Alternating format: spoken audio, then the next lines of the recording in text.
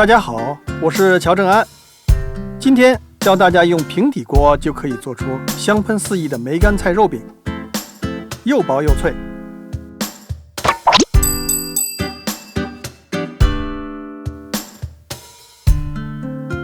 这个饼的内馅主要是五花肉和梅干菜。先把肉切成小丁，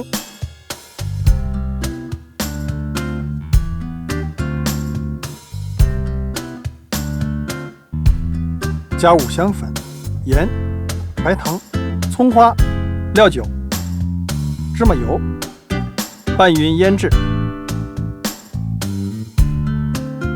接着起油锅，油稍微多点，加入提前泡发好的梅干菜，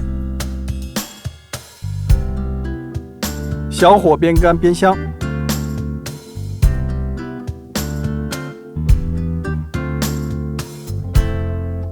盛出稍稍放凉，与肉馅混合均匀。和面，教大家一个小技巧：先用烫面的方式，在240克面粉中加开水，用筷子快速搅拌，再揉捏成团儿。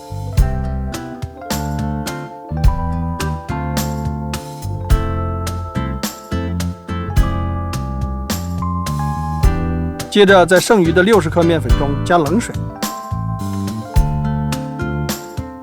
把上一个面团加进来一起和，这样和好的面团口感松软又筋道。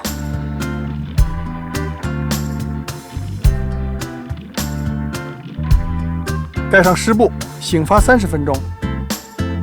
醒发好的面团揉成长条，切成约60克等大的剂子，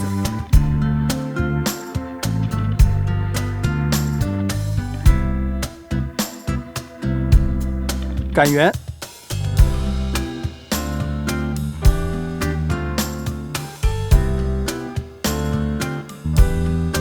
中间包入馅料，收口。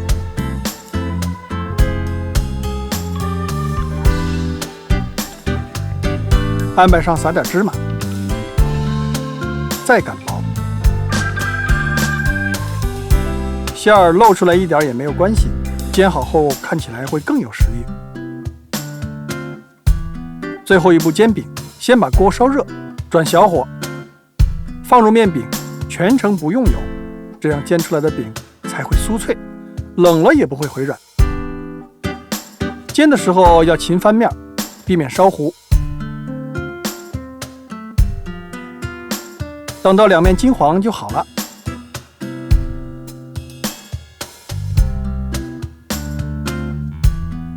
给大家掰一个看看，简直太香了。